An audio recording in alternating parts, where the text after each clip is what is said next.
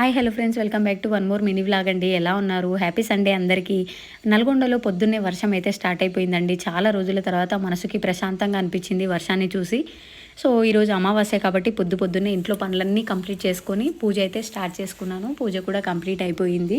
అమావాస్య పూజ శివుడికి ప్రత్యేకమైనది. అందుకని ప్రతి అమావాస్యకి నేను ఇలా పూజ అయితే చేసుకుంటూ ఉంటాను.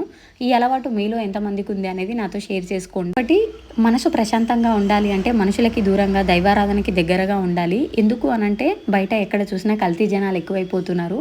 కల్తీ జనాలు అనంటే బయట ఒకటి లోపల ఒకటి.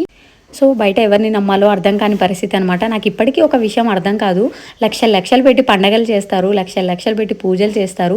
అవన్నీ దేవుడు చూస్తాడు అని చెప్పి నమ్మే మీరు మీ ప్రమేయంతో ఎదుటి వాళ్ళను పెట్టే బాధ కూడా ఆయన వింటాడని, వాళ్ళు కూడా ఆయన భక్తులే అని, దానివల్ల మీకు ఒక కర్మ ఫలితం అనేది ఒకటి వస్తుంది అని చెప్పి ఎందుకు తెలుసుకోలేకపోతున్నారు అనేది నాకు ఇప్పటికీ అర్థం కావట్లేదు.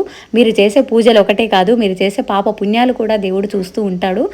ఎదుటి వాళ్ళ బాధను చూసి ఈరోజు మీరు సంతోషంగా ఉన్నా కూడా దాని వలన వచ్చే కర్మ ఫలితం అనేది కాస్త లేట్ అయినా మీరు అనుభవించక తప్పదని మీరు గ్రహించి అప్పుడు మీరు పూజలు చేస్తే బాగుంటుంది అని చెప్పి వచ్చేది ఏంటంటే, ఎదుటి వాళ్ళ బాధకి తెలిసి కానీ తెలియక కానీ కారకులు అవ్వకుండా ఉండండి.